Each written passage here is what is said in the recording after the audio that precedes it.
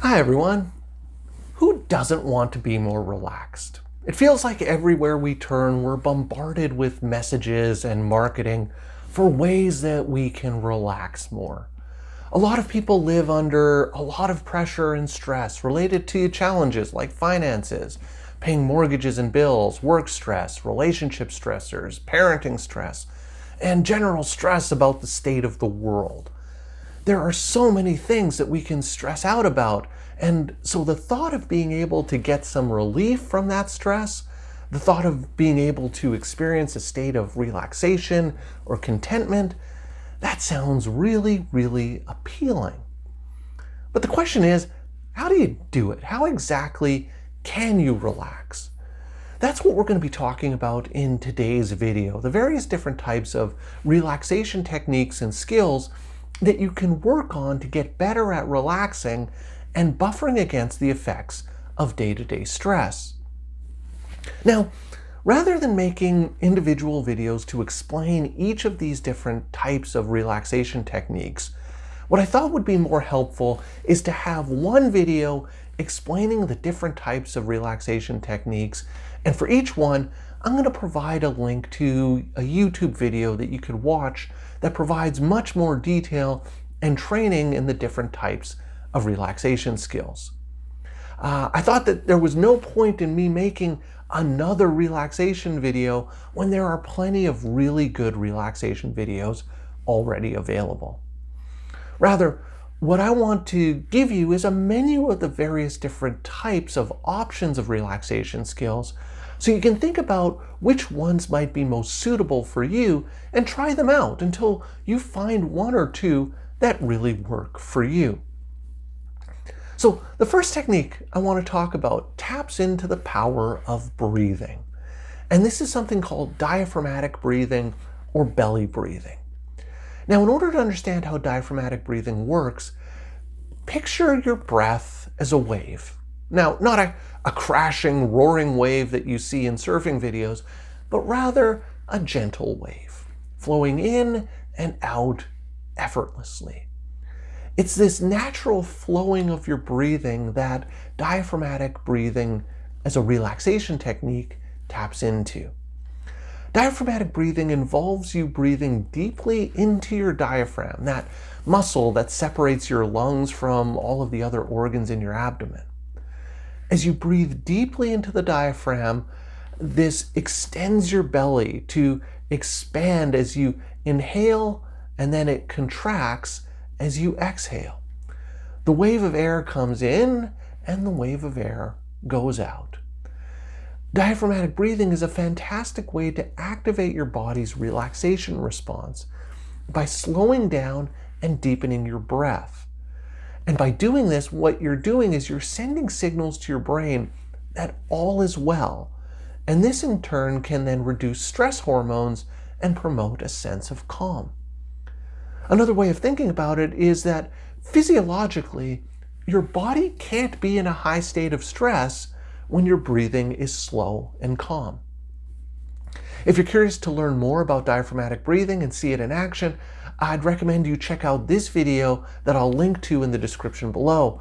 It offers step-by-step instructions and really good demonstrations for how to do diaphragmatic breathing.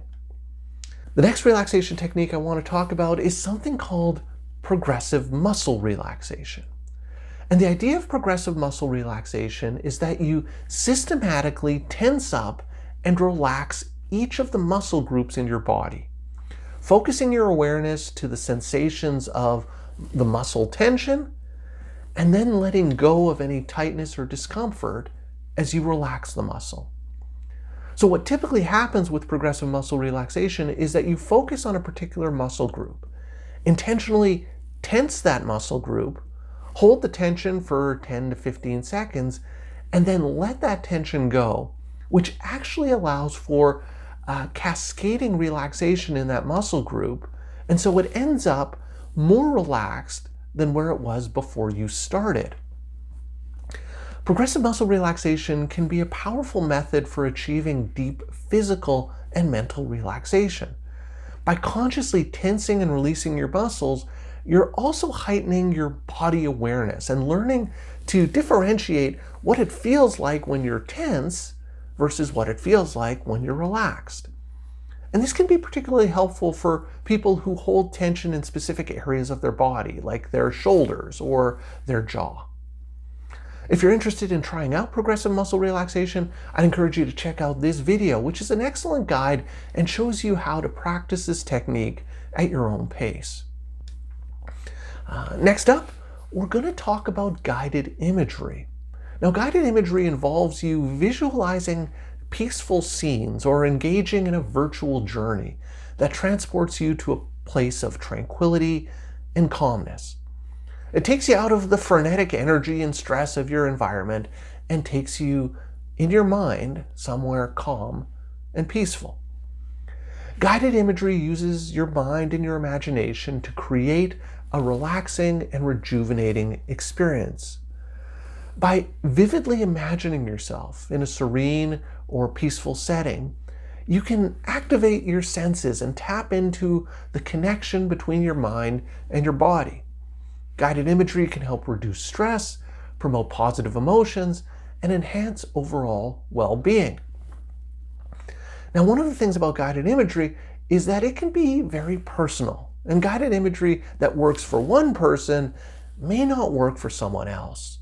So it's important to explore and find something that works for you. And this video is a good example of how to use guided imagery, and I'll link to it in the description below. But if it doesn't work for you, I encourage you to just search for any of the other hundreds of videos on guided imagery to find one that may resonate with you. The next form of relaxation that I'm going to talk about involves mindfulness meditation.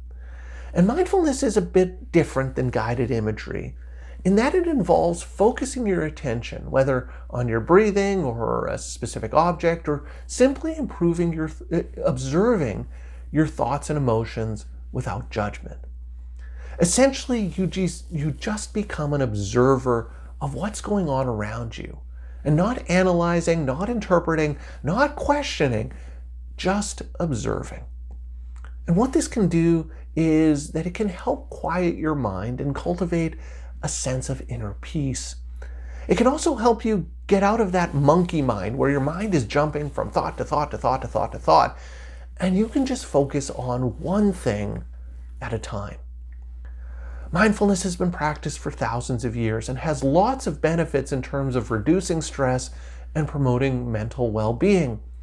By practicing mindfulness for a few minutes every day, you can learn to sit in a sense of stillness, and you can create a moment of calmness and self-reflection. It allows you to recognize and observe thoughts and emotions that you're experiencing from a place of non-judgment, which can be a nice break because we're always interpreting things and always trying to understand the stuff that's going on around us rather than just observing. If you want to try out mindfulness, I encourage you to take a look at this video, which again I'll link to in the description below. And finally, I want to talk about autogenic relaxation or autogenic training. Autogenic training is a relaxation technique that's a form of self-hypnosis that taps into the power of self-suggestion to induce a relaxed state. The idea is that you use simple phrases such as, "My arms are heavy and warm," "Sun rays are radiating across my stomach," or "My heart beats calmly." And each of these phrases is designed to elicit a particular physiological response that promotes relaxation.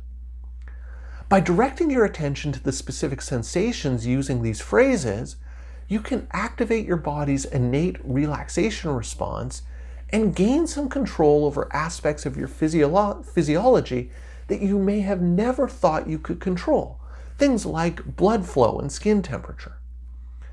If you want to walk through an autogenic relaxation exercise, I encourage you to take a look at this video, which again, I will link to down below. So those are a variety of different types of relaxation techniques, and the idea is to try them out and see what works best for you. Not every technique is going to be equally helpful for everybody. So the idea is to try them out and figure out which one works best. Now, while relaxation techniques can offer profound benefits, I do want to highlight their limitations. Just like any tool, these techniques may not work equally well for everybody. Everyone's responses to these techniques can vary, and it may require some experimentation to find the one that resonates best with you. And additionally, and I think more importantly, these relaxation techniques are not a magical cure for stress-related issues. And unfortunately, I see them used a lot as the primary go-to for therapists for managing anxiety or stress issues. The problem with that approach is that it is merely symptom management and not actually addressing the underlying cause of the stressor and the anxiety that the person is experiencing. So it's getting at the surface, but it's not actually getting at the cause of what's causing the person to feel so stressed. So these relaxation techniques are not to be used as a standalone treatment, but rather they should be used as a part of a more comprehensive approach for managing stress and anxiety, which includes cognitive behavioral therapy that I've talked about in lots of other videos. The relaxation techniques can give you temporary relief from the physical and mental effects of stress, but it's the cognitive behavioral interventions that are really going to get at the root cause of the underlying stress and anxiety. If you want to learn more about this and why relaxation training is not enough on its own to manage anxiety, I encourage you to check out this video. So that's all for today's video. As always, thank you for making it all the way to the end of this video, and I will see you in the next one.